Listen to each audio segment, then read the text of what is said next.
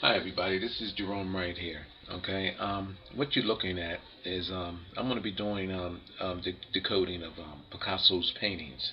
Okay, um, what's that? Picasso?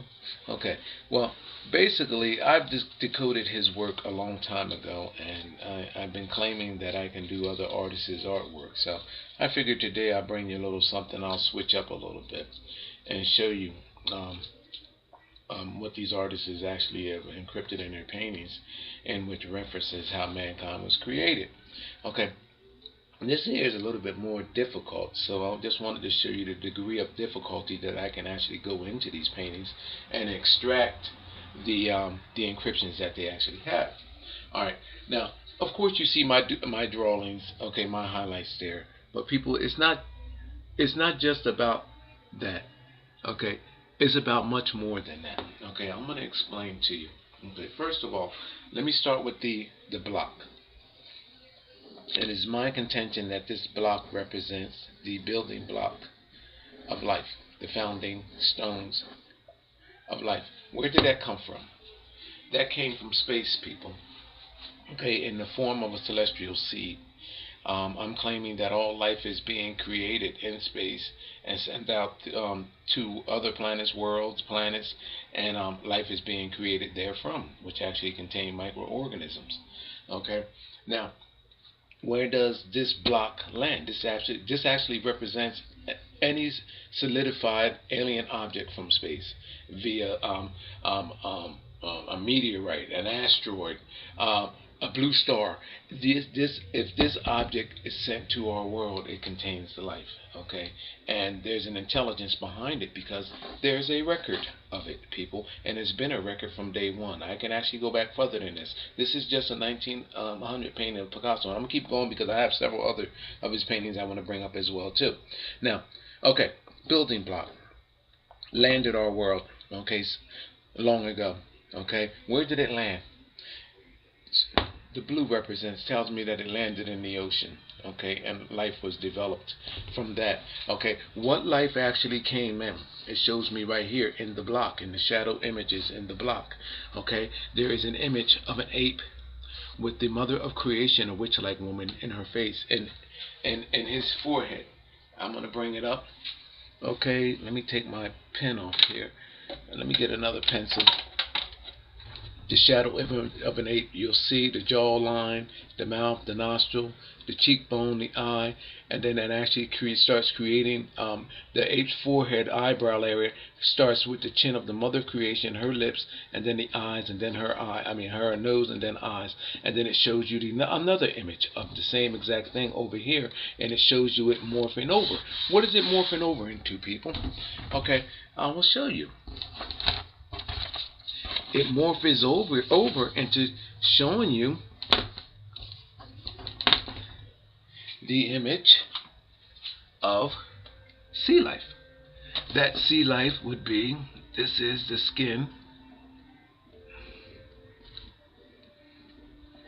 of a shark, okay, or a killer whale, or whatever you perceive it to be, but in my case a shark, because I know that represents a shark skin. Okay, now, which is consistent with all of my other decodings and encryptions that I have found to be consistent. Now, from shark, it's paired. Wherever there's an image of a shark, there is either an image of a witch-like woman, or ape, or in this case, man. There is a black man. You know why that is a black man there? Because ape, black man, all mankind originated from Africa, which signifies that of being with blackness. Black people, a black man. Shark, evolving from the body, that of a fish. Okay? And there's a black man, where man came from, showing you. Space, ocean, shark, man, and I know all of the life that is in between two people, by the way, so don't get it twisted. Okay, now let's turn the image back around. What is the girl doing sitting there before the black man on the ball? Well, it's It's actually quite simple from here on out. This ball represents the genetics after it came from here, evolved here to the fish, evolved to the black man. The black man's genetics being manipulated to where it actually became that. How do I know that? Well, people, look at the ball. Encrypted in the ball, again, you have images of apes, images of the mother of creation, and it shows you how this life forms evolved. In fact, there's even actually a bigger head right there. It shows you how the life evolved from through space into Earth's oceans, through oceanic life forms, into becoming that of ape, black man. Okay, there's the raw form images of the ape here, and in the ball, people. And look at the ballerina's legs.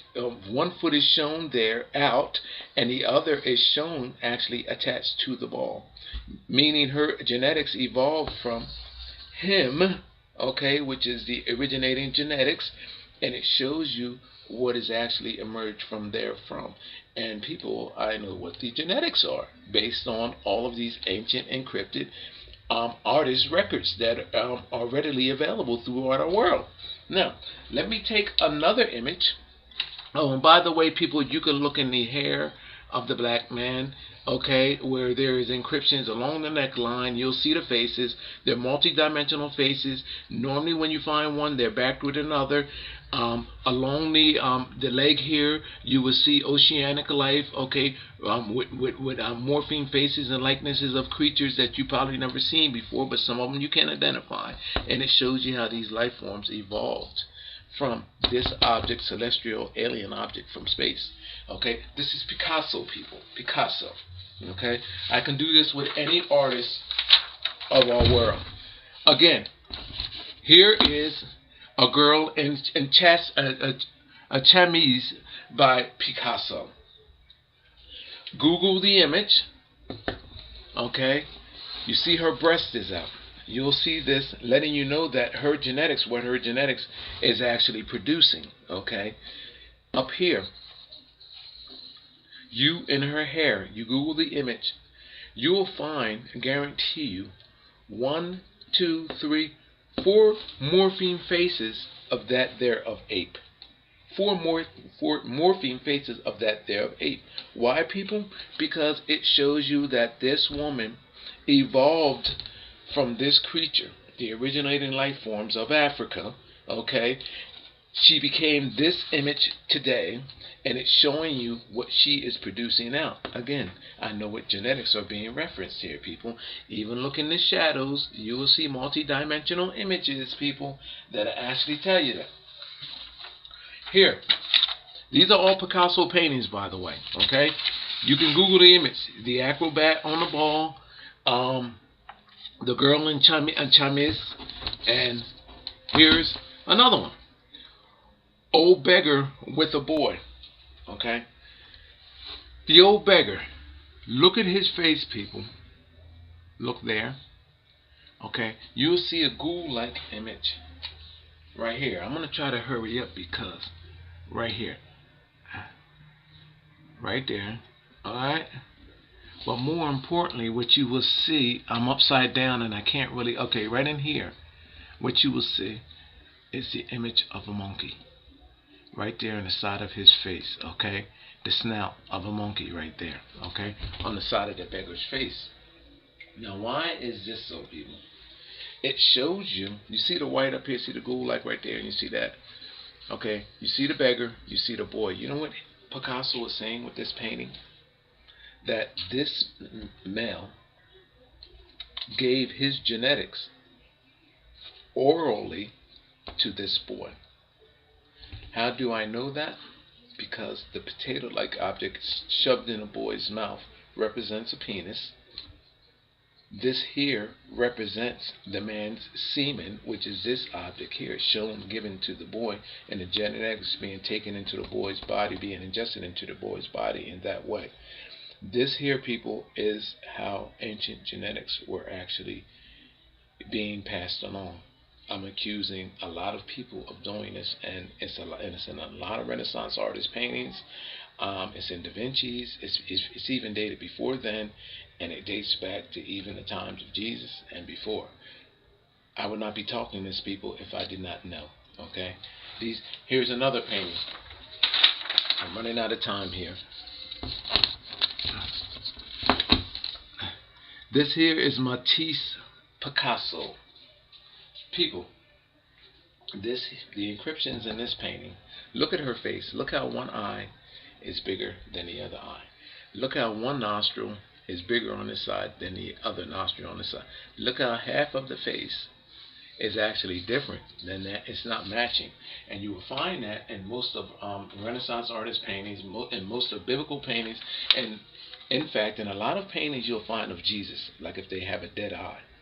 What that represents is one eye in this world and one eye in a multidimensional world that exists in space.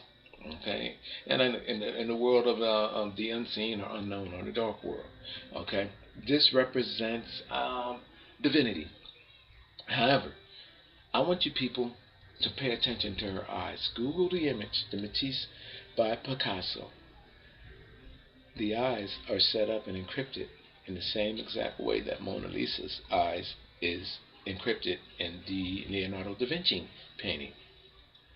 And this eye, beginning over here, and in the pupil, the darkened pupil area, you will find images of that of a witch-like woman. Okay, the mother of creation. In this eye, on this side, you would actually find the likeness of that of a ape. And now that I'm looking up here upside down, it's looking like I see things up in here. However, look in here, people, and the story is told in the eyes. Okay, this is Picasso, people. I can do this with any artist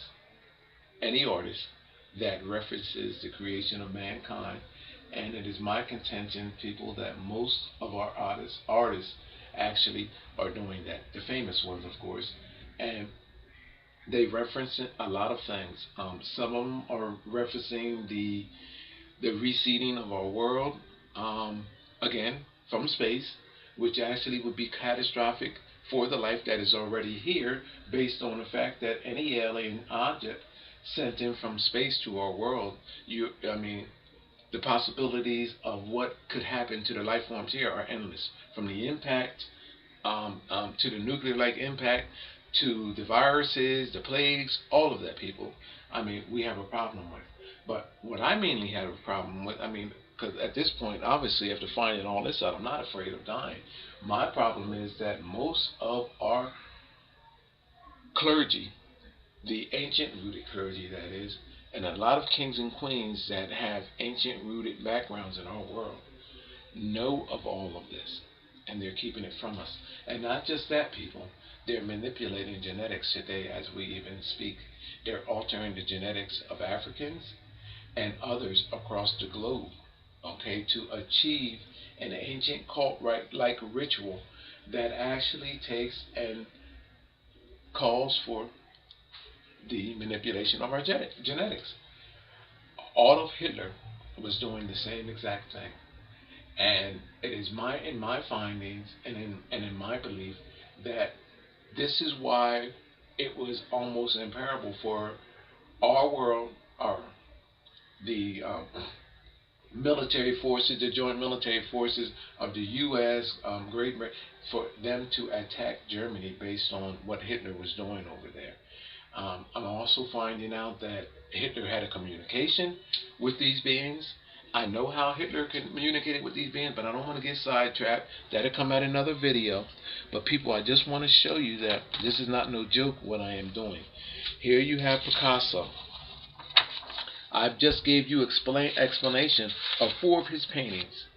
You can look into the face of these beings, okay? And how would I even know that they're there? How would I even know how to even do this? This here is the most compelling right here, okay? Because step by step, I just explained to you from the founding block of life to go on. Now, what happens with this is now Picasso took his artwork from being fashioned after artwork that was before him, okay? So you can I can go backwards or I can come forward. I can start with the beginnings of artworks, or the endings of artworks, people, and go in between and go back and forth. Okay, but only my explanation is applicable to these paintings because I am the only one that have discovered this to date. Thank you for your time. I'm here on YouTube, Geronification. Google my name, Gerone Wright, you can find me. Okay, people, it doesn't stop. It only gets better.